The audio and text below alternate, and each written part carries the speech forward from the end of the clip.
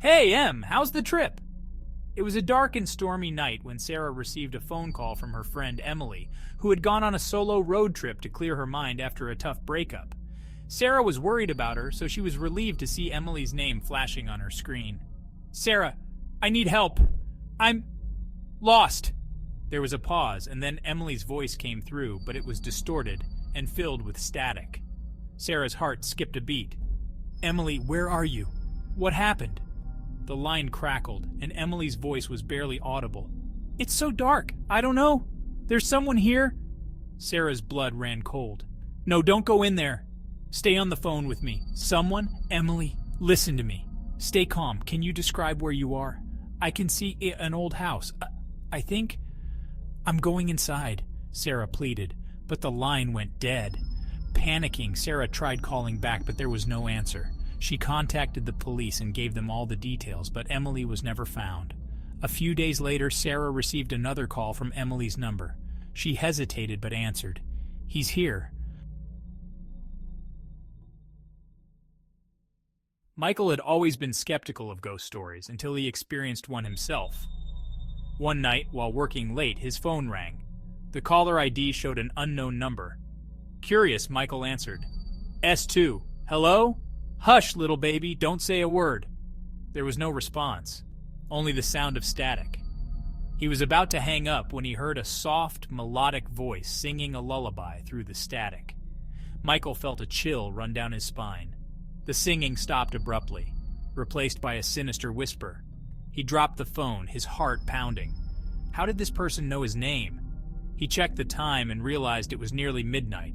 Shaking, he decided to go home. The next night, at exactly the same time, his phone rang again, the same unknown number. Michael hesitated but answered. S2. Who is this? I'm coming for you, Michael. Hush, little baby. Don't say a word. This time, the voice was clearer, almost as if it was right next to him. He could feel the presence of something malevolent. He threw the phone away, but it kept ringing, the lullaby growing louder and more distorted. Desperate, Michael smashed the phone to pieces. Silence filled the room, but the feeling of dread remained. He never received another call, but every night at midnight, he could hear the faint sound of the lullaby in the distance, a constant reminder that something was out there, watching him. James had just moved into a new apartment when he started receiving strange phone calls. The calls were unsettling, and he couldn't shake the feeling that something was terribly wrong. Every night at exactly 3 a.m., his phone would ring. The timing was so precise it felt like a sinister ritual. The first few times he ignored it, thinking it was just a prank. But the calls persisted, growing more frequent and more disturbing. One night, he decided to answer. S3? Hello? He said, his voice trembling. At first, there was only silence. Then he heard the sound of a woman sobbing. The sobbing was heart-wrenching, filled with an overwhelming sense of despair. The crying was soft at first, then grew louder and more desperate. S3. Who is this? He asked, his heart pounding. Help me, he's coming. The voice was barely a whisper, but it sent chills down his spine. James felt a wave of fear wash over him. The urgency in her voice was palpable. Who's coming? Where are you? He's here. The line went dead. James sat in his bed, heart racing. He couldn't shake the feeling that he was being watched. The calls continued every night. Sometimes the woman would cry. Sometimes she would whisper incoherent words, but always she begged for help. The desperation in her voice was haunting. Unable to sleep, James began researching the history of his apartment. He discovered that a woman named Laura had lived there years ago. The more he learned, the more horrified he became. She had been murdered by her boyfriend, who had never been caught. Her body was found in the very room James now slept in. The realization sent shivers down his spine. Terrified, James contacted the police, but they couldn't find anything unusual. The lack of evidence only added to his growing sense of dread. The calls continued, each one more desperate than the last.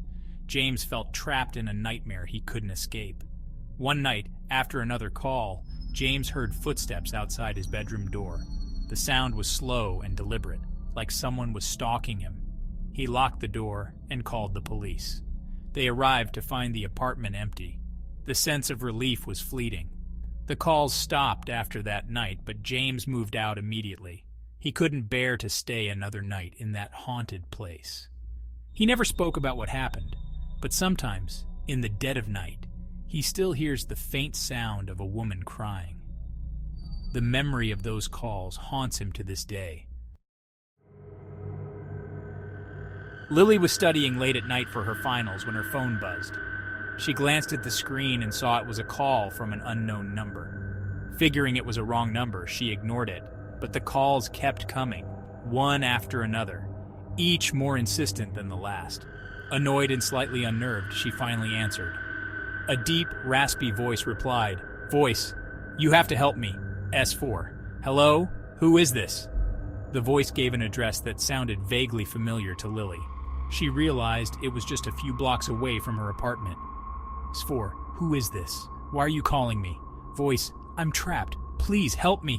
Where are you? Who is this? Why do you need my help? I don't know you. Why are you calling me? This must be a mistake. The line went silent for a moment. Then the voice said, "Voice, because you're the only one who can save me." Before Lily could respond, the call ended abruptly. She was shaken, but decided it was just a prank. However, the calls continued every night at the same time. The voice became more frantic, begging for her help, each plea more desperate than the last. One night, she decided to go to the address. It was an old, abandoned house. She hesitated, but felt compelled to enter. The house was dark and filled with an overwhelming sense of dread. As she walked through the house, her phone rang again, echoing in the eerie silence. Voice. You're close. So close. Just a little further. Following the whispers, Lily found herself in the basement. There, she discovered a hidden room. Inside, she found old newspaper clippings about a girl who had gone missing years ago. The girl's name was Emily, and she looked eerily similar to Lily, almost like a twin. Suddenly, the basement door slammed shut. Her phone buzzed one last time. The voice, now clear and right behind her, said, "Voice. Thank you for coming, Lily. I've been waiting for you." The line went dead and Lily was never seen again. Her disappearance became another mystery, just like Emily's. David had recently bought an old house in the countryside, hoping for a quiet life away from the hustle and bustle of the city. The house was charming, though it needed some repairs and a bit of love to restore its former glory.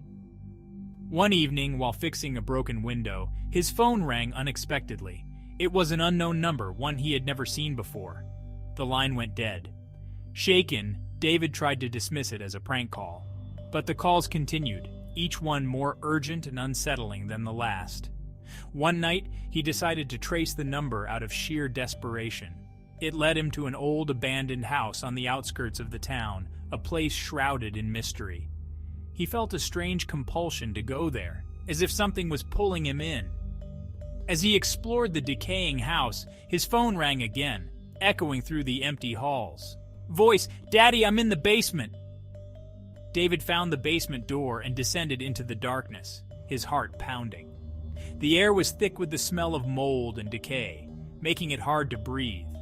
In the corner of the basement, he found a small old-fashioned telephone covered in dust. It was off the hook, and the receiver dangled, swinging slightly as if recently used. His phone buzzed one last time, sending chills down his spine. The child's voice, now right behind him, whispered, "Voice, you're here." David turned around but saw nothing, only the shadows dancing on the walls. The basement door slammed shut, trapping him inside the cold, dark room. The phone fell silent, and David was never heard from again, vanishing without a trace. The townspeople spoke of the haunted house, saying it claimed those who tried to uncover its secrets. S5. Hello? Voice. Daddy, where are you? I think you have the wrong number, kid. Voice. Daddy, please come home. He's here. Who's there? What's your name?